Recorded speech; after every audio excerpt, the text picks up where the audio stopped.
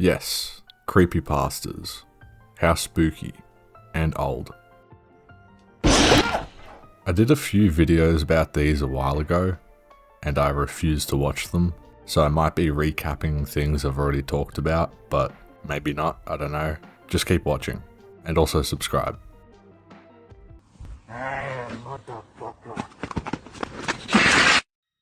Where the bad kids go. In Lebanon, a country that was ravaged by war at the time, kids would stay at home and sit in front of the television, watching a very, very strange show. It was a kids show that aired for around 30 minutes and contained very odd and sinister imagery. People believed it was a part of the media trying to use scare tactics to keep kids in their place, as the moral of every episode revolved around very uptight ideologies. Things like bad kids stay up late, and bad kids steal from the fridge at night. The show was also in Arabic, so most kids didn't really understand much of it. But the thing that did stick with kids the most was the closing scene.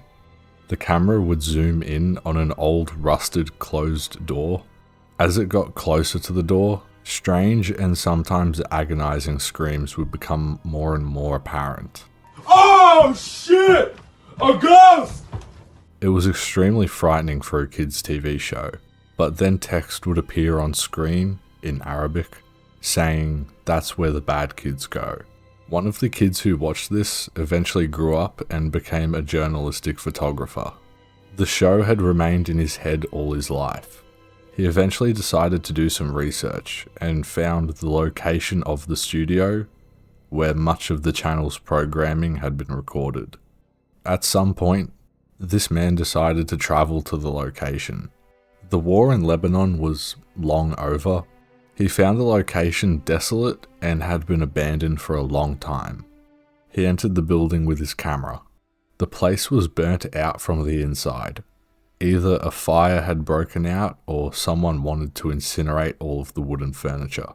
After a few hours of cautiously making his way through the abandoned studio, he found a very isolated room, and the door looked almost exactly like the same door the show would zoom in on at the end of each episode. The door was unlocked, so he went inside. After entering, he remained frozen for several minutes, just staring into the room. Traces of blood, feces, and tiny bone fragments were scattered across the floor.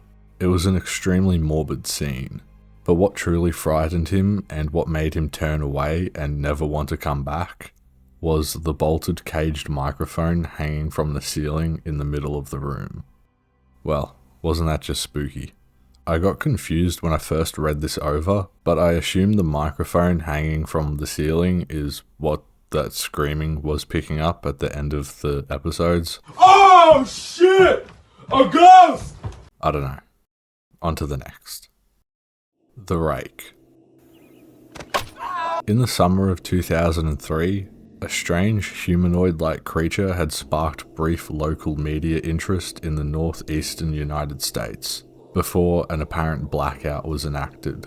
Almost no information was left intact, and most online and written accounts of the creature just disappeared, though many people had heard of the creature through word of mouth. In early 2006, a collaboration of many people began putting together pieces and had accumulated nearly 24 documents dating between the 12th century and present day, and spanning 4 different continents. In almost all cases, the stories were identical. He came to me in my sleep. From the foot of my bed, I felt a sensation. He took everything. We must return to England. We shall not come here again at the request of the Rake.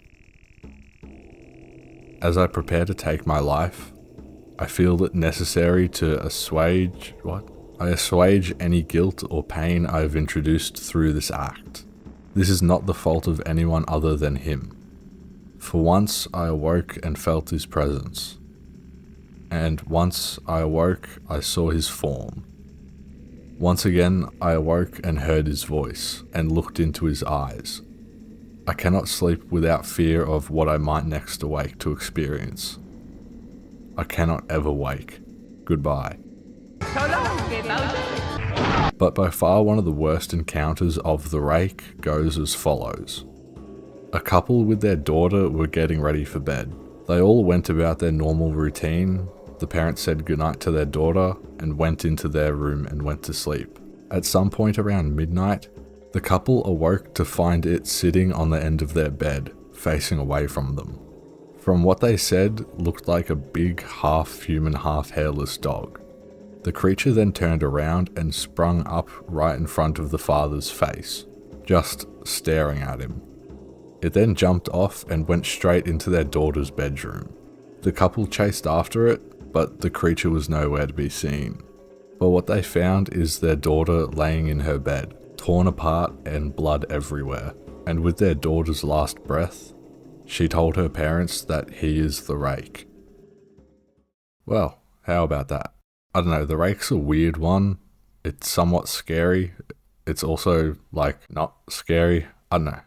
I like the rake. He seems like an escaped SCP or something, but I don't know. No! Oh, yeah!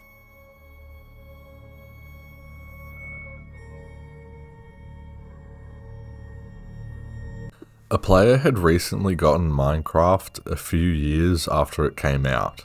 After creating a new world, everything seemed normal at first as he began chopping down trees and crafting a crafting table. After a while of playing in this new world, he noticed something move amongst the dense fog. This was back when the game still had heavy, thick fog. He thought it was a cow at first, so he chased it, hoping to get some leather to make some armor. It wasn't a cow though. Looking back at him was another character with the default skin. There was no name above the character.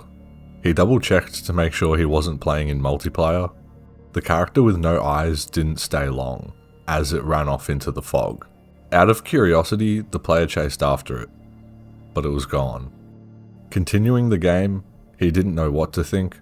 As he explored the world and expanded, the player found things that seemed very out of place for a randomly generated world. Random tunnels dug into the rocks, small perfect pyramids made out of sand in the ocean, and trees with most of the leaves missing. After saving the world, he went onto some online forums to see if anyone else had encountered whoever this was. After creating his own post about it, the post got deleted within a few minutes. He then got a private message from someone named Herobrine that only had one word: stop. After a while, he got an email. It was another forum user. He claimed that the mods can read people's messages, so emailing was safer. The emailer claimed that he too had seen this mysterious player in his world, and also said a lot of others have encountered the same in their worlds as well, with their worlds also being littered with clearly man-made structures that could not have been randomly generated. They all had the same account for what the mysterious player looked like: a default skin with pure white eyes. A month went by until he heard from the emailer again, saying that people have been looking into the name Herobrine, and found that the username was used by a Swedish gamer. After a while, it was revealed that this Swedish gamer was the brother of Notch, the game's developer. He then emailed Notch personally and asked him if he had a brother, but it took a while for Notch to reply back. But when he did, it was a very short message. I did, but he is no longer with us. The player continued to play on his world, but never encountered this mysterious player again. Herobrine. I don't know if it's Herobrine or Herobrine. I'm just going to say Herobrine because it sounds better and it's just easier to say. I hope I've been researching the correct ones, because the wording in this one really sounds like the person writing it hadn't actually ever played Minecraft, unless things were called different things back then, because this was 2010, 2011. I chose these because they do sound cool, and I've been aware of them for a while, but reading through the creepypastas, I didn't really know how they ended. I didn't know they ended that abruptly. Anyway, I hope someone out there enjoyed this. I was going to do the Russian sleep experiment, but yeah, if you think the ending to that one was pretty shit, just read the Russian sleep experiment for yourself. But anyway, thanks for watching this creepy spaghetti video. Also subscribe.